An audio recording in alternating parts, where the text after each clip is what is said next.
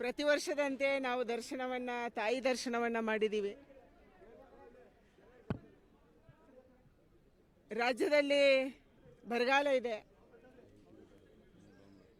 ಒಂದೇ ಖುಷಿಯ ಸಂಗತಿ ಅಂದರೆ ನಮ್ಮ ಕಾವೇರಿ ತುಂಬ್ತಾ ಇದ್ದಾಳೆ. ಇದೇ ಪರಿಸ್ಥಿತಿ, ಇದೇ ಮಳೆ ರಾಜ್ಯದ ಎಲ್ಲ ಕಡೆ ಬರಲಿ, ರಾಜ್ಯದ ಬರಗಾಲ ದೂರ ಆಗಲಿ. ತಾಯಿ ಚಾಮುಂಡೇಶ್ವರಿ ನಮ್ಮ ನಾಡ ದೇವತೆ, ನಾಡಿಗೆ ಅವಳು ಹರಸ್ಲಿ ಅನ್ನುವಂಥ ಪ್ರಾರ್ಥನೆಯನ್ನು ನಾವು ಸಲ್ಲಿಸಿದ್ದೀವಿ.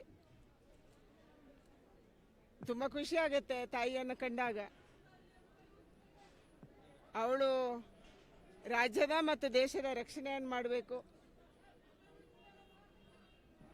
ನಮ್ಮದು ಒಂದೇ ಇದೆ, ಈ ದೇಶ ರಕ್ಷಣೆ ಆಗಬೇಕು. ದೇಶದಲ್ಲಿ ಕಲೆ, ಸಂಸ್ಕೃತಿ, ನಮ್ಮ ಧರ್ಮ, ನಮ್ಮ ಆಚಾರ, ನಮ್ಮ ವಿಚಾರ ಉಳಿಬೇಕು.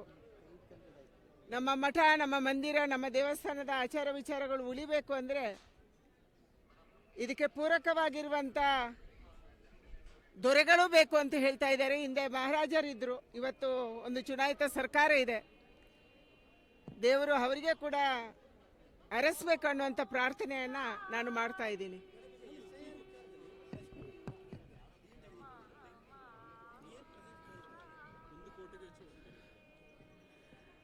ನಾನು ನಾಡಿನ ಜನತೆಗೆ ಒಂದೇ ಪ್ರಾರ್ಥನೆ ಮಾಡ್ತಾ ಇರುವಂಥದ್ದು,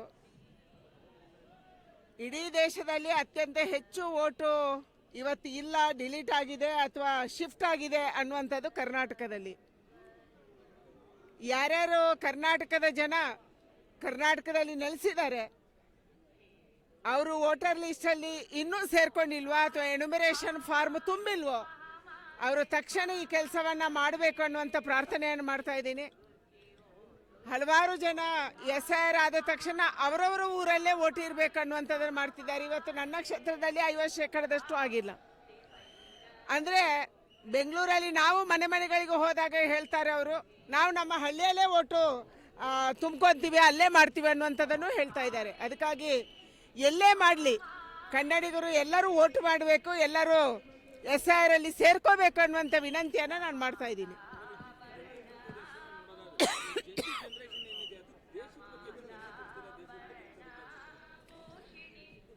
ಯಾವ ಜನ್ಸಿ ಪಾಪ್ಯುಲೇಷನ್ ಇದೆ, ಇದೊಂದು ಹೊಸ ಜನರೇಷನು. ನಾವು ಚಿಕ್ಕವರಿರುವಾಗ ನಮ್ಮ ಕೈಗೆ ಮೊಬೈಲ್ ಇರಲಿಲ್ಲ, ಇಂಟರ್ನೆಟ್ ಇರಲಿಲ್ಲ, ವಿದೇಶದ ಯಾವುದೇ ಮಾಹಿತಿ ಇರಲಿಲ್ಲ. ಆದರೆ ಇವತ್ತಿನ ಯಂಗ್ಸ್ಟರ್ಸು ನಮಗಿಂತ ಹೆಚ್ಚು ಬುದ್ಧಿವಂತರು. ದೇಶ ಚೆನ್ನಾಗಿರಬೇಕು, ನಾವು ಚೆನ್ನಾಗಿರಬೇಕು ಮತ್ತು ಆ ರೀತಿಯ ಒಂದು ಮಾಹಿತಿಯನ್ನು ಪಡೆದು ಆ ರೀತಿಯಲ್ಲೇ ಯೋಚನೆ ಮಾಡ್ತಾರೆ. ಜೆನ್ಜಿ ಜನರೇಷನನ್ನು ಸರಿದಾರಿಯಲ್ಲಿ ತಗೊಂಡೋಗೋದು ನಮ್ಮೆಲ್ಲರ ಕರ್ತವ್ಯ ಇದೆ. ಅದು ಸಮಾಜದ ಕರ್ತವ್ಯನೂ ಹೌದು, ತಂದೆ ತಾಯಿಗಳ ಕರ್ತವ್ಯನೂ ಹೌದು, ಸರ್ಕಾರದ ಕರ್ತವ್ಯನೂ ಹೌದು. ಅವರಿಗೆ ಸರಿದಾರಿ ತೋರಿಸುವಂಥ ಮತ್ತು ಸರಿದಾರಿಯಲ್ಲಿ ತಗೊಂಡೋದ್ರೆ ಖಂಡಿತ ಅವರು ಈ ದೇಶದ ಭವಿಷ್ಯಕ್ಕೆ ಬಹಳ ಪೂರಕವಾಗಿ ಕೆಲಸ ಮಾಡ್ಬೋದು. ಯಾಕೆಂದರೆ ಇವತ್ತಿನ ಸ್ಟಾರ್ಟಪ್ಸ್ಗಳಲ್ಲಿ ನಾನು MSME ನೋಡ್ತಾ ಇದ್ದೀನಿ.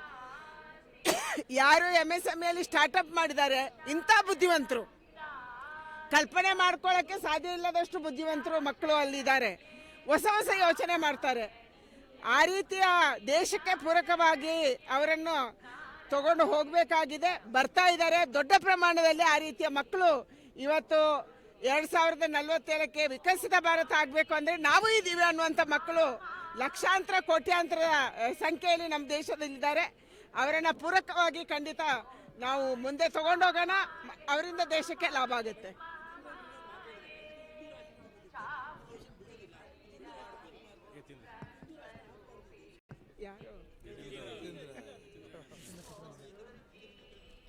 ಯತೀಂದ್ರ ಅವರು ಅವರ ತಾಯಿಗೆ ಹೋಗಿ ಕೇಳಬೇಕು.